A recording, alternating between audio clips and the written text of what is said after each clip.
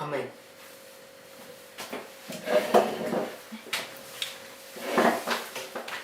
For the past few weeks, I was asked to do an afternoon question and answer session, which I've been doing. I think I've done 3 so far.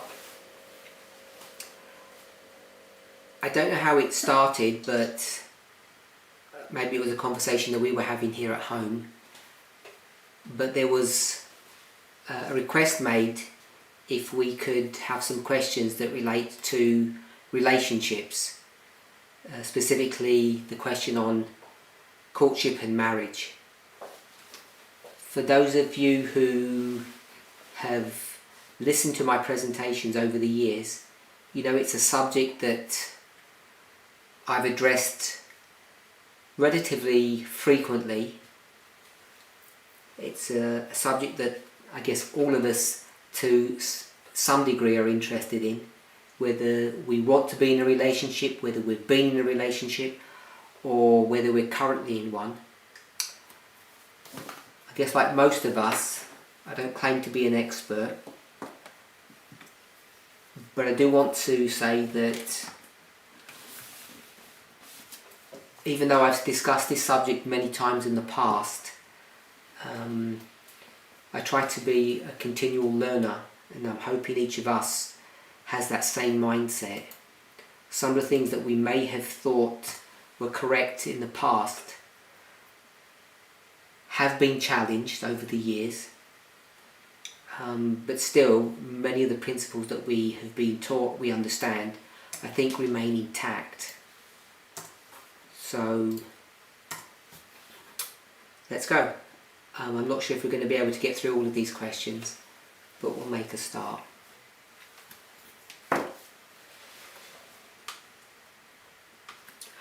I don't know the names of the questioners. When people ask a question, can everybody see if your hand is up? Or am I the only person that can see that? Can everybody see hands up? No. No? So I'm the only person that can. At the moment I've got one hand up. Am I the only person that can see that? I can't see a hand. I think everyone should be able to see it. We can see it, Daisy. Oh, it says participants. Oh yeah. Elder Parminder, what you can do if you want to know the questioner, they can message you private. Oh wait, no, the chat has been off. Yeah, The chat's been disabled. Sorry, just a moment. If Parminder got any sort of special privileges and he can see it, so I'm guessing everyone can see it as well. Okay. Can anyone? Yeah. So I can see Richard. I can see Richard now. yeah, no, that's. I thought you already had a list of questions there. I do. How you started off. I have a list of questions. Okay, yeah, but mine was a question, but you haven't got it written in front of you at the moment. So if you want to go through those first, Yes, please. you probably you won't already get past it because mine might be quick.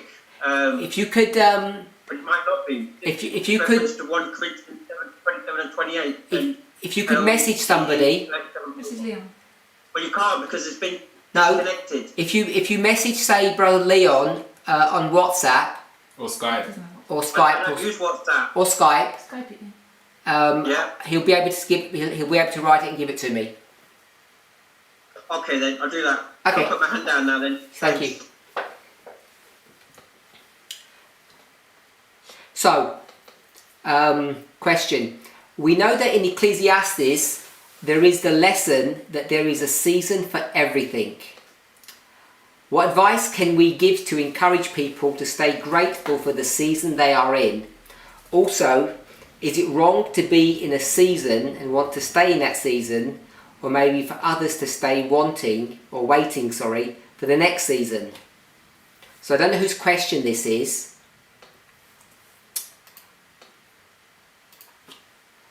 But if we can turn to Ecclesiastes,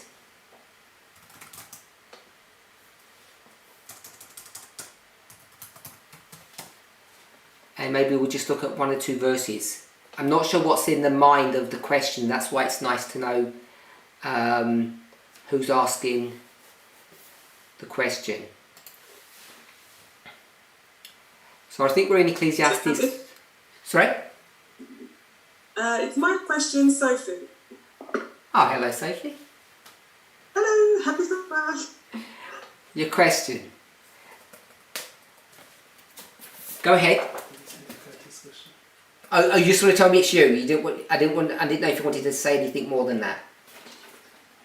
Yeah, so you've read it correctly. Just to summarise, it's just in Ecclesiastes we see this concept of everything. So we encourage people to be content with the season they're in, but also, is there anything wrong with wanting to stay in that season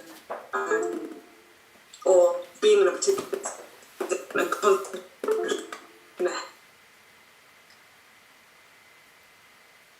Has it changed? I don't know if it's changed. We're just checking something. Your default microphone has changed. Did I do it? I didn't think I touched anything. Oh, that's fine, yeah. Can you hear fine? Can you hear us? Is the audio okay? Yeah. Okay, so we're in Ecclesiastes 3. I think that's what you're referring to. Beginning verse 1. To everything there is a season and a time for every purpose under the heaven. Time to be born, time to die, time to plant, time to pluck up that which is planted. Time to kill, time to heal. Time to weep, time to laugh, time to mourn. Time to break down, time to build up. Time to dance. Time to cast away stones, time to gather stones together, to embrace, to refrain from embracing, to get, to lose, to keep, to cast away, to rend, to sow, to keep silent, to speak, to love and to hate, time of war, verse 8, and the time of peace. So it mentions the experience of the human condition. And then the question says, we know that in Ecclesiastes there is a lesson that there is a season for everything. So I don't know how we see what this actually means in Ecclesiastes 3. There is a lesson that's taught there that there is a season for everything. And my understanding, just very simplistically, we might consider that these seasons are dispensations. If we wanted to take it prophetically, we could do that. There's a time to sow, and a time to reap, a time to mourn, a time to dance. We could make prophetic applications to those seasons if we chose to do that. I think in its most basic sense, Ecclesiastes is talking about the life cycle of a human being, which therefore would really make it a moral issue. But these are things that happen to a human being, often through external influences that are outside of their control. It's not things that they particularly arrange or premeditate to happen. So that's my understanding of what these seasons are that it's referring to. So I'll just keep an eye out if people are putting their hand up. I've got 24 participants, but I can only see maybe the first 18 because the other ones are on a different screen and sometimes I miss them. So if you're at the bottom and I'm not, and your hands are up, it may take me a bit of time to get to you because I don't see it straight away. So the question is, what advice can we give to encourage people to stay grateful for the season they are in? So I know many of us have this idea that we should be grateful for everything that we receive or the experience that we go through, but I'm not overly persuaded that, if you want to say it this way, in reality that we are grateful, or I'm going to suggest that even we ever should be grateful for some of these things. I'm not sure if in all of those seasons that we actually should be grateful for some of those things. So that's the first thing that I want to suggest, is that things happen to us, the loss of a loved one, a breakup of a relationship, things go wrong in our lives relatively frequently, and if we went through this list, you'll actually see that many of these seasons that this person is going through are contrasts. They're good and then bad, or bad then good. and I'm not fully persuaded that we should be grateful for all those bad ones that come upon us. I think we have to deal with them. It's nice to deal with them in a proper framework or a perspective, but I don't know if we should actually be grateful for them. So if you have a loss of a loved one, I don't know how grateful any of us would really be, however that loss occurs. So I don't know, as I say, if people want to comment, please feel free to, or Sophie, if you want to say anything. So the first question is, what advice can we give to encourage people to stay grateful? And I'm not sure if I would encourage people to be grateful that they've lost their child, or their marriage is broken up, or they've lost their best friend, or things have gone bad. We can help people or try to encourage people to get through things, but I'm not sure how grateful we are. We're in a season now, Jacob's time of trouble, that we have lost many of our dear friends who have basically jumped ship, gone off the path, fallen into the wicked world below, and I'm sure none of us are grateful for that. We're having to deal with those things, but I don't know how grateful we are. Also, we're in Jacob's time of trouble. The point I was going to make an example, the season I'm in, I'm relating this to relationships. There is the season, and the subject of what we're talking about, courtship and marriage, is this season at the moment is Christmas, and I love it. I love being single. I believe that this is where the Lord wants me. I'm just so content where I am, and I'm so grateful for it, because the things that I'm doing now, I doubt I would be able to do them if I had children, or I could still do them, but it'd be as easy, as getting up, leaving, going to visit my mum, going to visit my dad, running two businesses. Like that's just the reality of it. So my question was more about how can we encourage people that if they are single, because we sometimes find this obsession that you're single, and people are like, but don't want to get married, don't you want to get married? It's like, there's nothing wrong with enjoying the season that you're in. There's nothing wrong with saying I love being single. It doesn't mean that I don't want to get married. It doesn't mean that if the Lord calls me to that next season, that I'm going to be like no. It's like, how can we learn in context, obviously, because there are some things that you're not going to be grateful for, but there are some things that they are good things in your season that we have that we have to learn to be grateful for in the context of courtship and marriage. I think as a single woman, there is this pressure, to always be like, oh, when are you going to get married? But how about if I'm just grateful for the season that I'm in? I think I could have expressed it better than you, my sister. I understand better what you were asking, and I think you have actually replied or stated the answer to that question fairly well, that each of us does go through phases of our lives that people say that we should quickly get out of, or they find unhappiness in. And I think in most circumstances, through the life cycle of relationships, we should be able to find happiness or fulfillment, at least fulfillment, in those phases of our lives. So I think you've said that quite well, so I'm not going to add to that. Second question, or follow-up question: is it wrong to be in a season and want to stay in that season, or maybe for others to stay wanting the next season? So if we're talking about if someone is single, and is it okay for them to want to stay single, I think it's perfectly fine for someone to really just want to be single. If that's what's at the back of your question, because if you're married, obviously, then you'd want to stay married. There wouldn't be a season after marriage, really. So I think it's focusing upon people who are in a premarital situation, if I understand your question correctly. I think what most people that I've come across actually experience is that they don't want to stay in that situation where, so it would go back to the first question, is we should try to encourage people to be content in the situation of being single that they find themselves in. There are some people who just want to remain single, and I think we should, as you've suggested, embrace that. Not everybody wants to be married, not everybody is ready to be married, but I think most people that I've come across actually, given the choice, would prefer to find a partner. Or maybe for others to stay wanting the next season.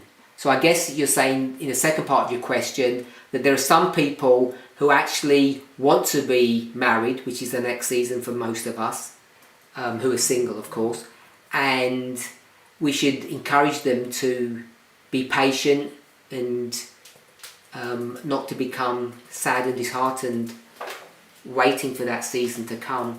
I think it's, for many young people, perhaps even older people, who are single, this is a real difficulty to actually remain at peace and happy in the situation that they find themselves in. So it's not wrong to want to remain single, I don't believe that is. How does marriage and courtship now look in light of the message of equality? I think by and large there aren't that many differences now than there were in the past. I suspect that most people who are in a courtship, if they were in a functioning courtship, by which I mean they were actually going through that courtship in a healthy fashion, I think there's very little difference from the past till now. I suspect one of the major ones that people would identify is who initiates a relationship. And I think for many of us, if not all of us, that initiation would in the past have been considered to only be in the realm of the man approaching the woman, and that it would be provocative, or it would not be seen well if the sister was approaching the brother desiring a relationship. I think that's probably something that has changed in the sense that it's now more open or acceptable for that to happen. But I would say, I don't know how many of us listening are have actually been in that situation, who have been in a courtship as Christians, as Adventists, and not that they were married before they became Adventist. And the reason why I say that, why I'm asking that question, is even in the past, I think that this idea that many women just wait for a man to sort of come by and catch them or request a relationship with them, I don't think it's that black and white. Most people who at least I know that have entered into relationships in this movement or as conservative Adventists, if I think about it from that perspective, many of them have developed a relationship beginning as friends. They met someone somewhere. That friendship developed, and then it got to a stage where someone would ask. 99% of the time in the past it would have been the man asking the woman if they wanted to enter into a courtship, into a serious relationship. But what I would say, that in many of the cases, at least the ones I'm familiar with, is that there was a two-way communication going on between that man and the woman. Even if it was unspoken, there was some kind of communication that the woman was letting that man know that she was interested, and that man was letting that woman know that he was interested, even if it was at an unspoken level, with body language, with facial expression, with their eyes. So I think this idea that women just stood there and just waited for someone to come suddenly out of the blue and say, can we start courting? I don't think it's an accurate representation of most people's past experiences. I think many of us, if we were to reflect back on our past experiences as conservative people who entered into a courtship, I think we could easily recognise that there was a two-way communication going on before you got to the stage where we would consider an official courtship. Having said that, I think we are at a place now that there would be no objection if a sister approached a brother and said, we've been friends for a long time, I'm really interested to enter into a courtship with you. I think the openness of that what really has changed in recent times. Last part to this question, for example, should women now approach elders regarding marriage suitors, etc.? So that goes back to, has anything changed? There are some things that have changed. I don't know if all of you have seen or are aware that the issue of dowries, hopefully we all know what a dowry is a subject of marriage relationships that is quite topical at the moment, particularly in Africa. Most African countries, most African cultures have some kind of dowry system, even if it's just a token. And we've been quite straight on this over the last 6 or 7 months now, that we have essentially, as a movement, ridden ourselves of the dowry system. And what that has meant is that people who want to marry, and often it's younger people, they will seek support, permission, if you like, from family members, parents. And in a situation where we're now saying that they're not allowed to exchange dowries between themselves, however that works in their particular cultures, parents may or may not be willing to accept that. In the vast majority of cases, they're not willing to. So we now have made what I would consider quite a substantial change in our thinking on this issue, that if people get to a place where they're at an impasse with their family, that the family are forbidding them from marriage, and we in the movement see no objection to that marriage, we're now allowing people the freedom to marry without parental permission when it comes to this issue of dowries.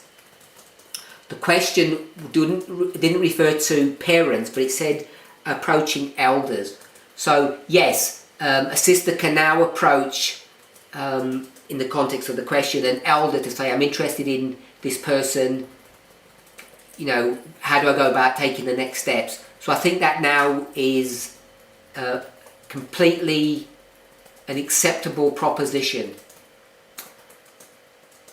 Some people may question the necessity of actually even approaching, it says the elders, but I'll just say people in the movement.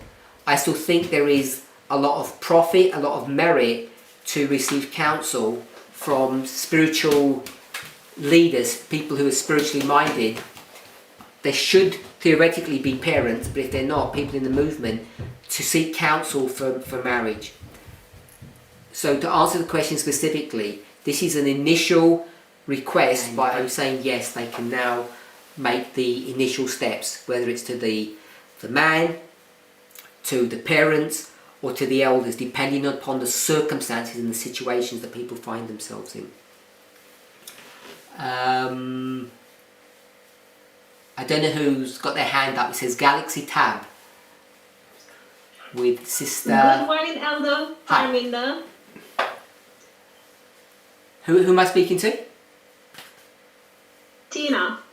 Ah, Sister Tina. Yes.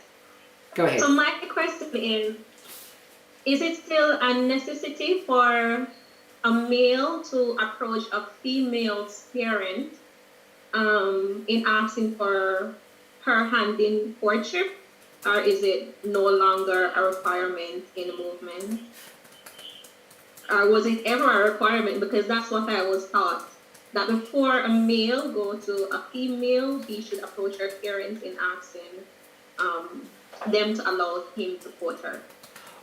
What I've tried to do in my answer was to give a generic response. I don't think that we can give I can't give a definitive statement that says, regardless of it, whether it's the boy or the girl, if I just say the people who are interested in marriage, I don't know if it's a definitive statement that we could make that they should first either approach the parents or an elder or the person that they're interested in, because they're the three people that need to all essentially say yes. So the question is the sequence or the order of that. And I don't think that there is a single definitive answer that it should be, say, for instance, first parents, then elders, and then the person that you're interested in that order. I don't think it can always be that way. I think there is wisdom in approaching someone else, and I would think the first people that often would be approached would be someone, I'm just going to say an elder, but someone spiritually minded in the movement who knows both people, that can give some kind of direction or guidance. Often parents are not the best suited person for that, because in the movement, because we're talking specifically about the people in the movement, we don't have a culture of where this is a movement that's comprised of families. The vast majority of people in this movement are comprised of individuals, sometimes parents, sometimes children, sometimes individuals, but it's very rare that we have a complete family unit that's a functioning family unit, which means parents and children that are all fully engaged in the movement. It's pretty rare. So I don't think it's easy for us to say in the movement that we need to first approach a parent.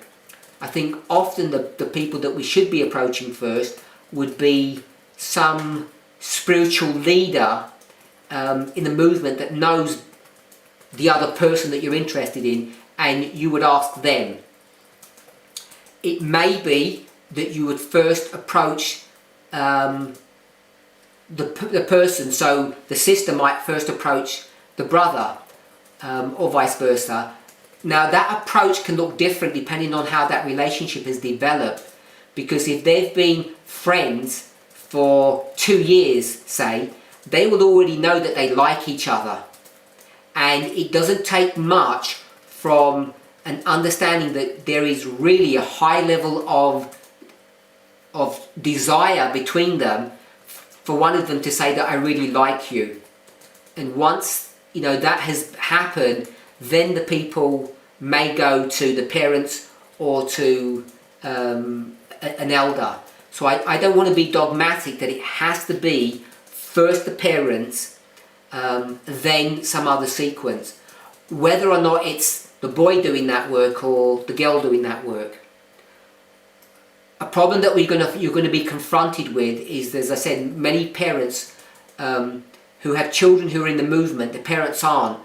So I think they would find it very unusual for a girl to knock on the door of the parents or the boys and say, I'm interested in your son and I want to marry them, or I want to enter into courtship. I don't think they would understand what was going on. So I think there has to be a level of sensitivity and common sense that's applied to this. The way you frame the question is it still necessary for the boy to go to the sister's parents and ask permission?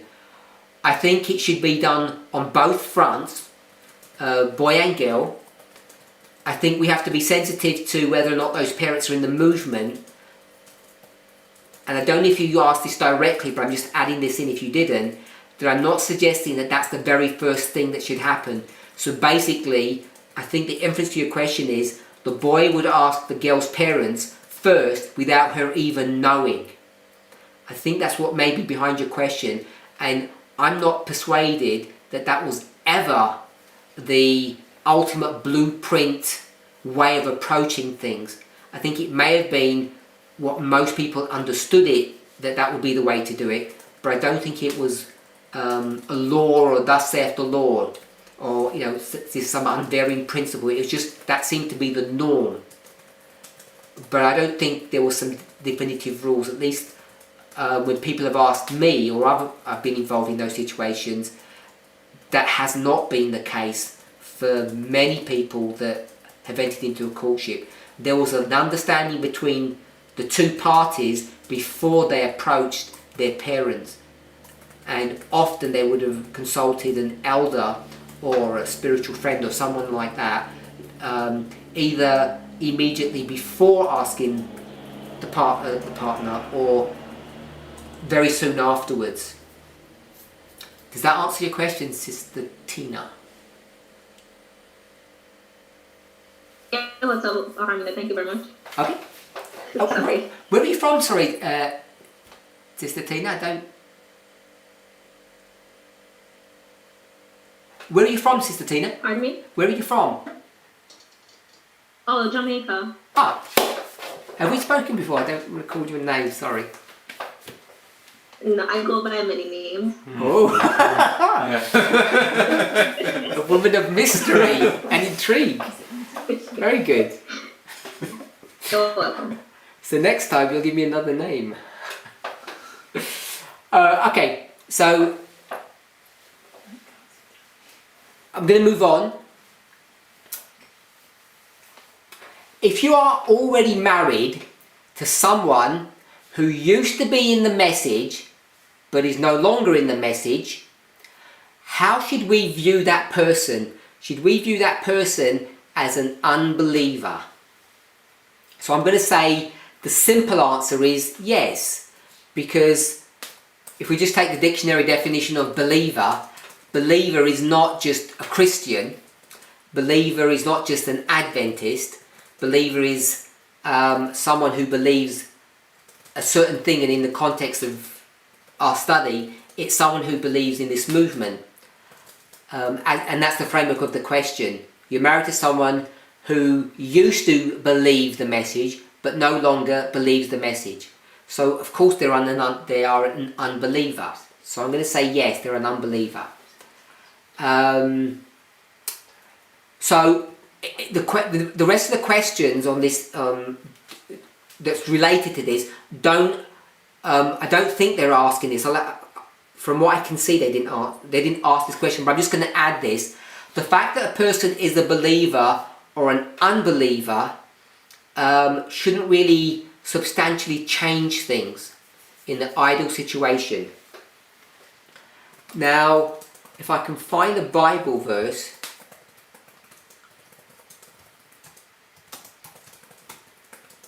Let me see if I can find the Bible verse for this.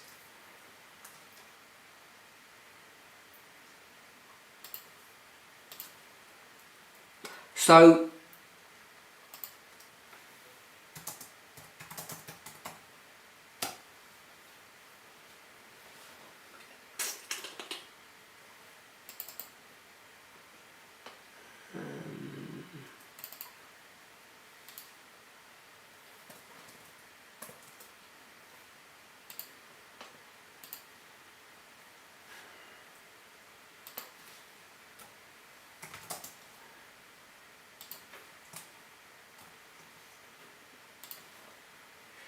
Is it Galatians?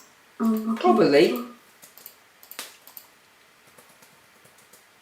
What chapter you want to go to in Galatians? No, I don't want to go to Galatians. I want to go to 1 Corinthians. That's it, I'm getting mixed up. So we're in 1 Corinthians chapter 7. So here it talks about marriages, but in verse 12, 1 Corinthians 7:12, it says, "But to the rest speak I, not the Lord. If any brother hath a wife that believeth not, and she be pleased to dwell with him, let him not put her away." So it speaks about an unbeliever, and it says, but to this group of marriages that are basically a mixed marriage, in the sense that you have a believer and unbeliever in this marriage. In this particular context, the brother is a believer and the wife is not, but it works the other way around. And it says, Paul says, I'm speaking to these people, not the Lord. The Lord is not speaking, I'm speaking.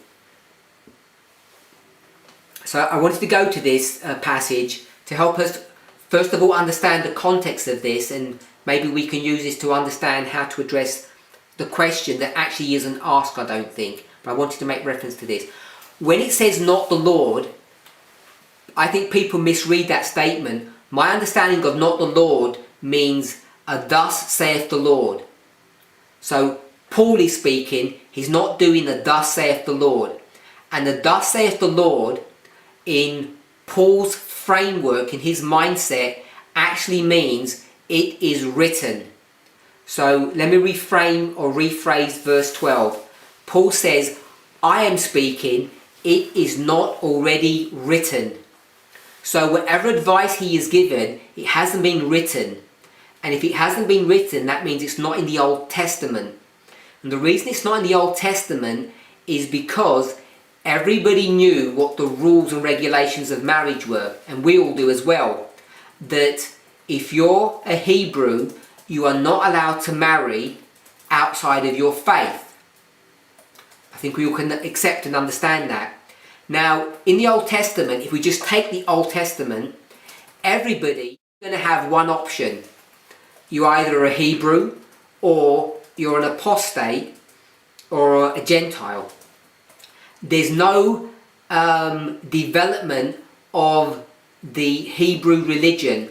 It doesn't morph into something else. So you don't have this situation where you will have mixed marriages in that Jewish or Hebrew economy in the Old Testament. So they've never had a situation that basically you marry and then suddenly one of you changes religion or changes faith. That just didn't happen in the Old Testament. You're not a Hebrew and say, oh, I want to change religion and become a Buddhist. It just doesn't happen. What you do have is Jewish people, Hebrews, who go into idolatry or apostasy, and they may follow the Babylonian practices, but they were still considered Jews or Hebrews, but they were in apostasy. They didn't change their nationality, or what we might say, they didn't change their religion. They were just God's people who are in apostasy. Now when you come to the New Testament, it's a different dynamic. Now what you have is a situation where you've got, in the example A, which is the only one I'm going to give, Hebrews, Jewish people, we'll call them Seventh-day Adventists, and one of them changes their religion. They don't change from being a Christian to a Muslim. What they do is they change from being, I'm going to say, a Laodicean to becoming an Ephesian, or the Church of Ephesus. So you're going to leave Adventism and join this movement. And now you've got a situation which is the first time it's ever happened in the New Testament. You've got people who are going from the sacrificial way of doing things to, we'll call it the New Testament way of doing things, that Jesus is the sacrifice. There's a new priesthood, there's a new religion. So that's what Paul is dealing with when he says not the Lord. I just wanted to add that point in, because many of us are in, not many of, there is enough of us that are in this situation, and the numbers will just increase as time goes on, that we're really in the time period where 1 Corinthians 7:12 is now being fulfilled.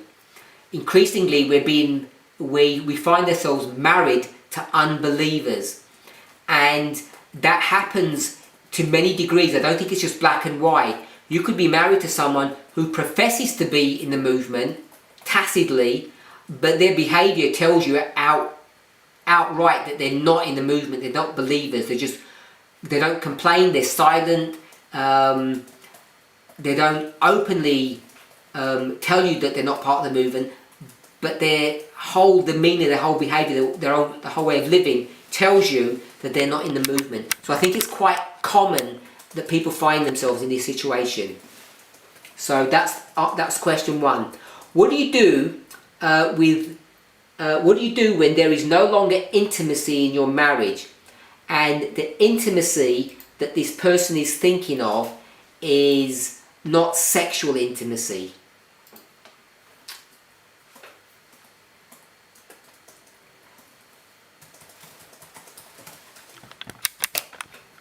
So the question is asking, how do we deal with intimacy? So if we're not going to talk about the physicalness of intimacy, sex basically, which is most often where people will go to, then we just want hopefully a very basic understanding of what intimacy is. So I'm just going to give a very rough basic understanding or definition of intimacy. It's a similarity or a close familiarity or a friendship, a closeness, a rapport, togetherness. So this is why it's connected to this first question. So the second part of the question, what do you do when there is no longer intimacy? And the reason why there's no intimacy in this situation is because one of you is on the message, one of you is a believer and one isn't. So you can no longer have this intimacy. You don't have a common objective, a common perspective. You're not both going in the same direction. You may be going in opposite directions. So there cannot be intimacy between you. And what do you do when you're in that situation? So if we're going to go along with Paul's counsel, the example that we read was that your spouse is pleased to dwell with you. They're not talking about divorce. They're not talking about leaving. Whatever that relationship is, there's no desire on their part to actually separate. Maybe people have children and they don't want to separate. So what do you do about dealing with intimacy? And I want to suggest, first of all, that obviously this is not easy, but I do want to say that intimacy works on a number of levels. If I could just say, mind, spirit, and body. So if we're going to take the body out, which I don't really want to do, then you've got the mind and the spirit. If we were to say, well, let's take the spirit out, which is basically your spiritual life, where you are spiritually speaking, you've still got 2/3 of a human being there, which is your mental and your physical. And I think even separate to having sex, being intimate with one another is really, really important. Whether it's just touching, holding hands, being close to one another, facial expressions, eye contact, all of those things which are all physical, I think even if someone's not in the movement, if they're willing to stay in the marriage relationship, that we can have intimacy. It does not need to break down. People can have mental intimacy as well that can continue, and I think should continue. It may be harder, but I don't think it's beyond a couple's ability to actually have mental intimacy one with another. And when it comes to spiritual intimacy, even there can be, there doesn't necessarily have to be a complete parting of ways. On many spiritual issues, you can still have intimacy or closeness. I think it takes a lot of work to do that. But what I do want to say, without spending too much time on just on this part of the question, is the following. When part one says, if someone doesn't believe in the message, they are an unbeliever, and the simple answer is yes. Now there are degrees of being in the message. There are people who are just live and breathe this message 24/7, and there are others who are not as committed. They may be fully paid up members, but for whatever reason they're not as, I don't know if we're all familiar with the phrase gung-ho, they're not super excited, very forceful about that. Maybe it's a function of their personality. And in that case, they still may not have spiritual intimacy with respect to being really excited about where the movement's going and all the latest and greatest truths that are coming out.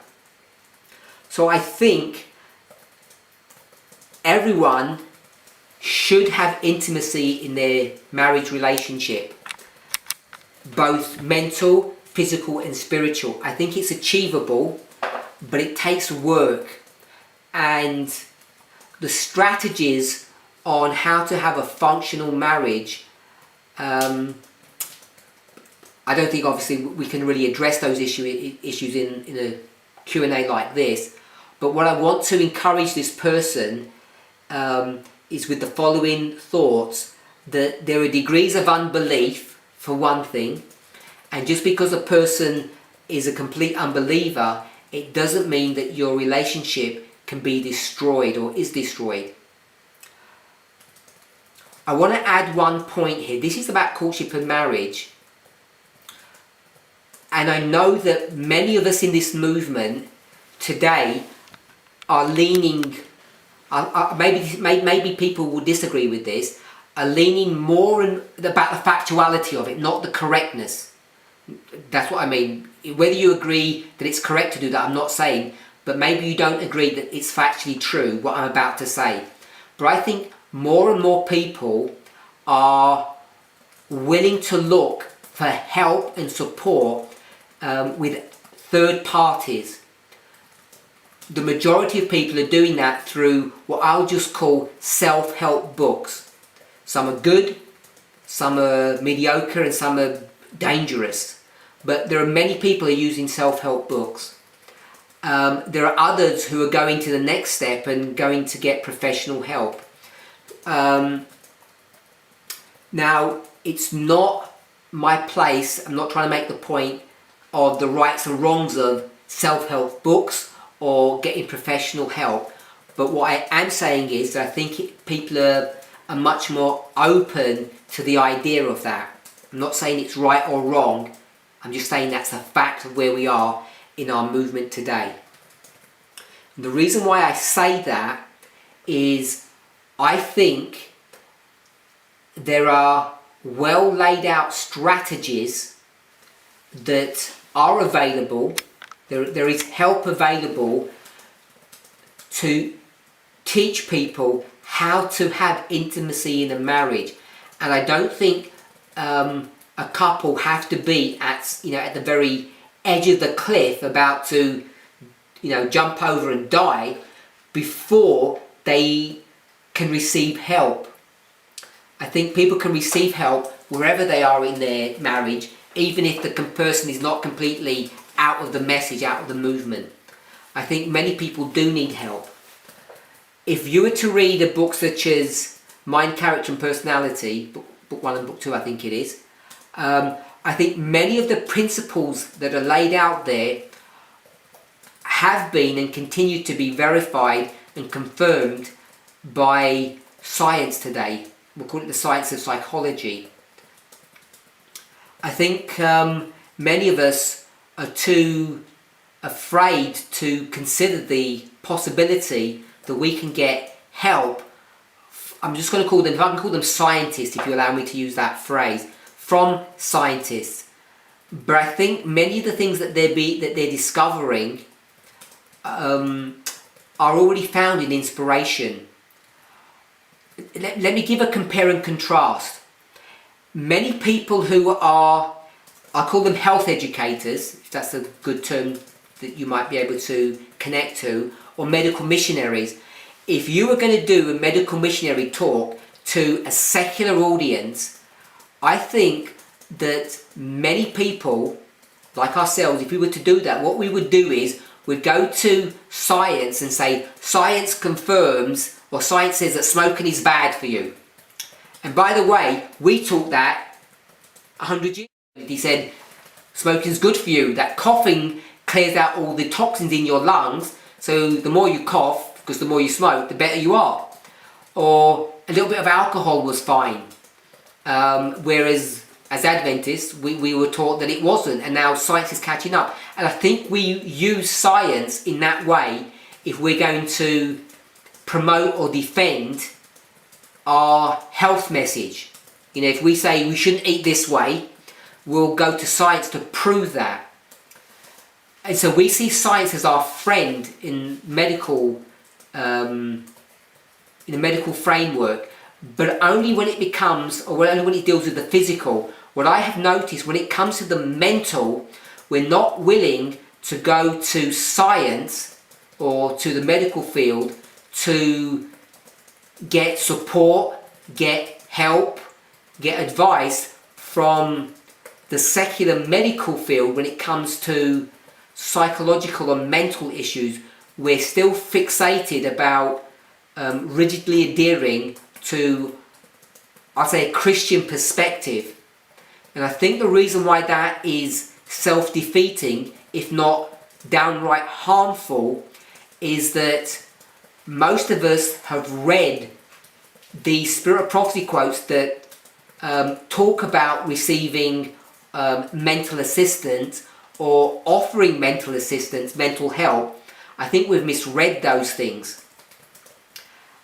If I can say in a really broad brush fashion, so I don't spend ages looking at discussing this point, many of us will take the position based upon our cursory reading of inspiration to say, if we pray hard enough, if we study the lines long enough, that we will receive healing from God and will be essentially cured. Now, none of us will take that same position on health. None of us would say, if you study the lines long enough, but you eat some bad food, that you'll be saved from cancer. None of us would do that because we know there's no connection. But what we do is we make a connection in the mental realm, and I think we make a complete disservice to the science of the mind, which the world would call the science of psychology.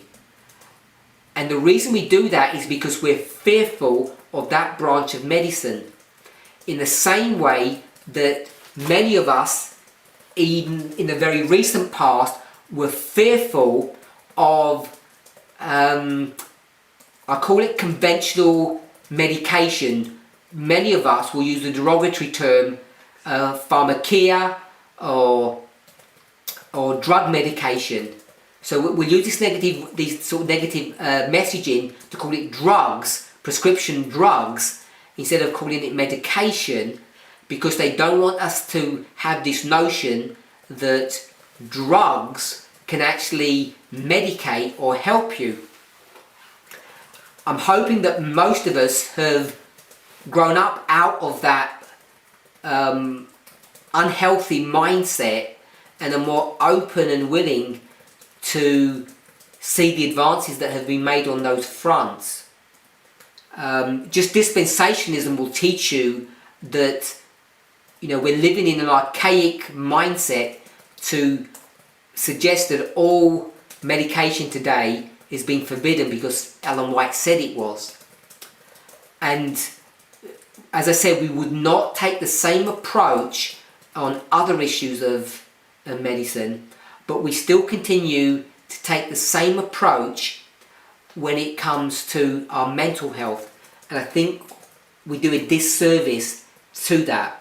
So I didn't want to go on a tangent on this, but the reason I mentioned all of that is this person has got to a place where they're saying, because their partner, even if it's, I presume it's a theoretical question, I have no idea, their partner is now no longer in the movement, which means there's no spiritual connection to them, which means they cannot have intimacy or closeness.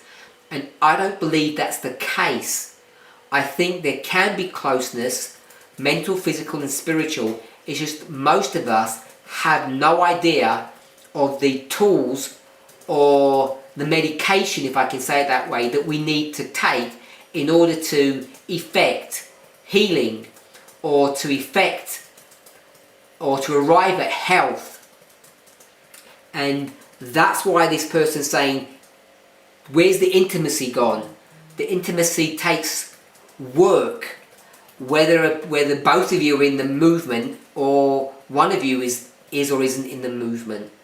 So I want to suggest respectfully that I think we can have intimacy with our spouses if we learn how relationships work. And I don't mean to be patronizing to a large audience of 25 people and tell all of you that you don't understand how relationships work.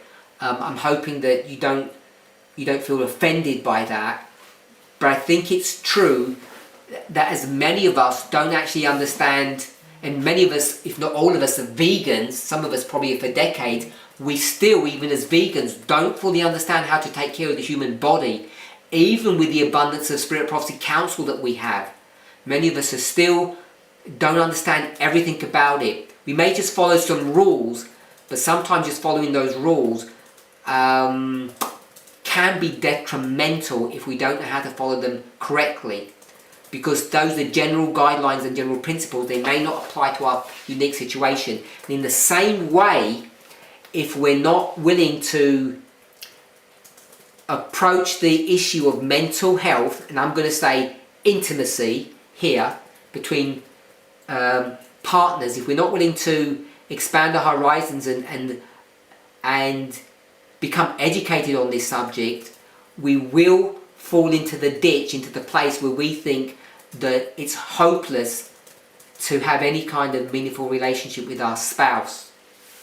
Too many of us have taken this fatalistic position, and I think the undergirding reason for that is that we are uneducated.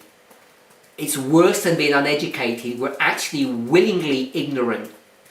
And our willingness to be ignorant is based upon our unwillingness to look at the science of relationships, to be unwilling to look at the science of the mind and see how it merges or really connects or confirms with our health message, in the same way that we would deal with meat eating and smoking and alcohol and exercise, all of those things, natural remedies, the 8 doctors, however you want to see it. We know that science has caught up, and when we speak to people in the world, we use that as an educational tool, but we're unwilling to do that when it comes to the mind.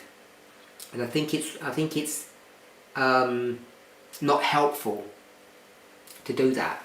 So I can't see anybody's hand up. Sorry, Elder Parminder. Yes. Sorry, I don't have the ability to raise my hand in Zoom. Sorry, just to ask, and I know this is somebody's question, I'm not trying to add to their question, but say if their question was dealing with no physical intimacy, what would we advise? What would be the counsel from the movement in that respect? Because I know that for some people, some marriages, it can be the physical that's not there, and which is a struggle. So, as a movement, what would we say about that? When you say physical, do you mean sex or do you mean touching? Yeah, but both what you meant. Okay, so more the first one though. Okay, I think I know we're in a movement, in an environment that speaks about equality, and I don't want to diverge onto that subject, but I think there are many misunderstandings about equality. I want to make this as a statement. A cursory reading, which means a superficial reading of Spirit of Prophecy, will teach you the following error. It's an erroneous position, I think, that we shouldn't rely upon feelings. When I mean it's an erroneous position, it's basically a paraphrase of a Spirit of Prophecy quote that she says quite often we should base things upon principles, not upon feelings, things like that. But I think it's an erroneous position, and what I want to say to that is the following: that we really are emotional machines. We're driven by emotions. Everything about us is all emotional, and what we're required to do is nurture, which means to take care of those emotions in a respectful and responsible fashion. For instance, if you're angry and feel like shouting, it's a natural thing to have anger. It's a requirement to have anger. It's part of our construction. We're built to have anger as part of our being. What we're required to do is manage that anger. Not required to go into surgery and have anger cut out of us somehow. I'm hoping that most of us can accept that at face value. So if that's the case, what we need to do is, when we start talking about emotions, we need to know that emotions are obviously a non-physical part of our being. You can't cut out an emotion, it's there. It's part of our being. It's non-physical. But there is an interplay between the physical and the non-physical. And if you've watched any presentations on the nature of man, I've addressed that issue frequently, and I've tried to illustrate it with various models. If you've ever watched some of those presentations, one of the ones that I've used is a sponge. If I could say that the sponge is your body and the water that can soak into a sponge is your spirit, you can see that there's an interplay between the two. The sponge holds the water, the body holds the spirit. Now the spirit is not some blob in you that's, in your stomach or sits in your heart or is in your brain. That spirit doesn't work like that. It's diffused throughout your being. I don't understand how that works, but I think the analogy of the sponge and the water works. That water will be distributed evenly through the sponge. Now the reason why I make that analogy is if you take the sponge and you begin to twist it, because you can't twist the water, you cannot manipulate water, but you can manipulate a sponge. So can I just grab that sponge? When you start distorting the sponge, distorting the body, you will distort the water, which means you'll distort the spirit. This is the mind-body connection that I think is really important for us to understand. Now the reason I want to make that is because I just want to make one statement, that part of this physical thing that we are isn't just bone and muscle. I don't just mean it in that way, like organs. There is also this physical thing which is hormones. Hormones are physical things. And hormones, if you consider this as a hormone, not your leg or your arm or your mouth, if you speak badly, your spirit will get warped. If you look at something in the wrong way, your spirit will get warped. We can understand it at that level. But if this is a hormone, and if your hormones are out of control, out of balance, it will affect your spirit. So the reason I say that is one of the things that distinguishes men from women, not in a very basic and crude fashion, is their hormones. Most of us know that we've got two major hormones, estrogen and testosterone, and in a very basic way, I think most of us know that men have got more testosterone and women have got more estrogen, but it's a very fine balance between the two, and it's far more complex than I know and that we're going to talk about now. But those things do make a difference in our emotional response at a number of levels. I want to say it that way. So the reason why I say that is that often men and women, when we deal with this level, with this subject of intimacy, can approach it at a hormonal level in a different way. There are slight differences. Enough of that point that the way that we can approach it just from our gender is different because of a hormonal response. Now it's not that black and white because hormones are a sliding scale. Hormones vary on an hourly basis, for sure if you're a woman on a monthly cycle. Testosterone varies through the age of a person. Both in men and women, testosterone lessens as they get older. It affects many things like libido, both in men and women. But what I wanted to say with respect to all of that is, if we're going to talk about sex, intimacy at that level, many people, men and women, but particularly women, struggle to have sex as the number one entering wedge or vehicle to establish intimacy. Now, I'm not saying it's that black and white, it certainly isn't.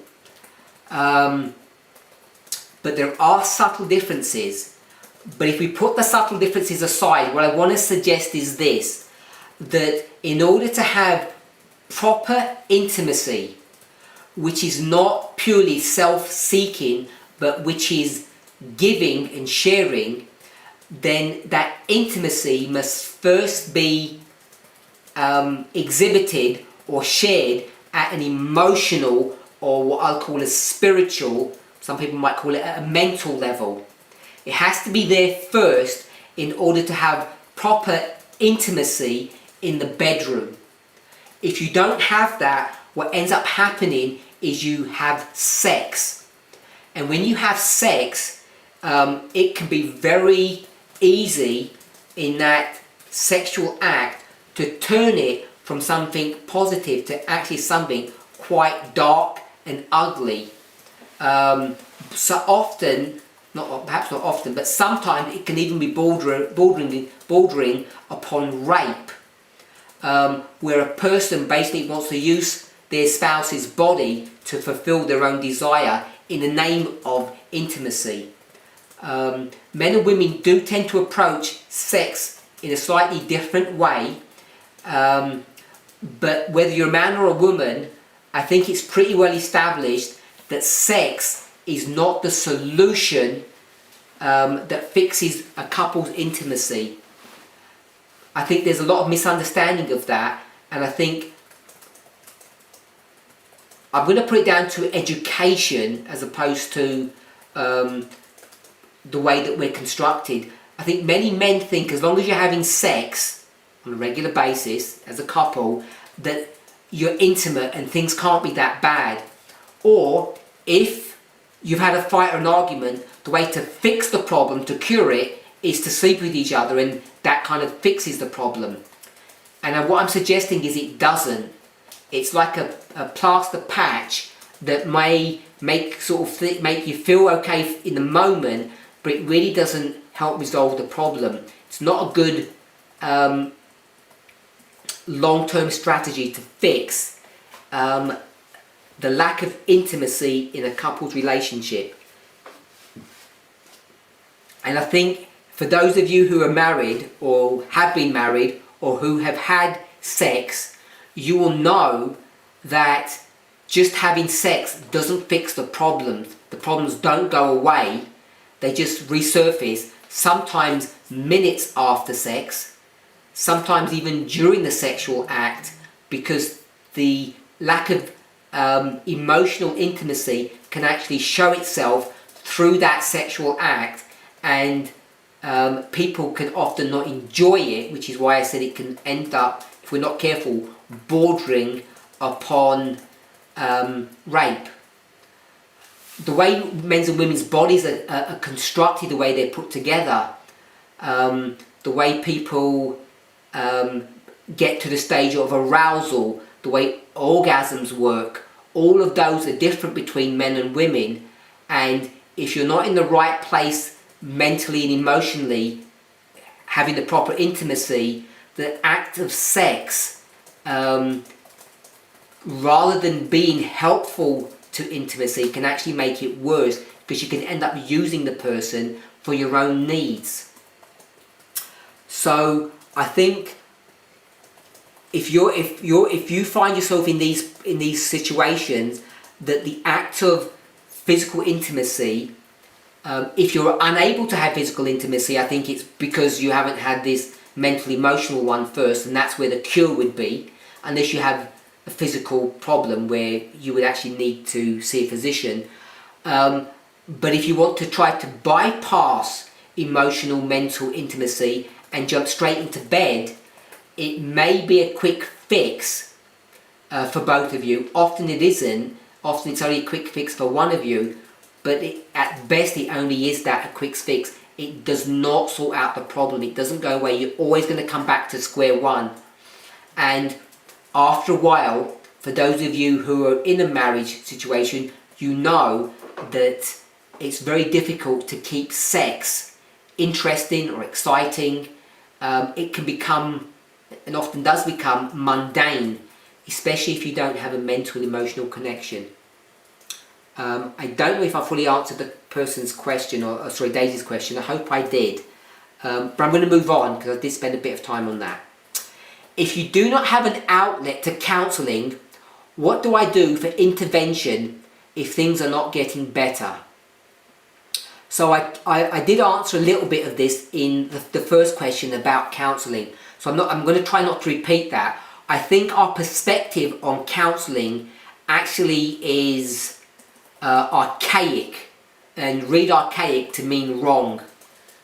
If you and I were ill, even if you're not going to get or take the recommended medication from your GP, from your doctor, you would still try to go and get a diagnosis.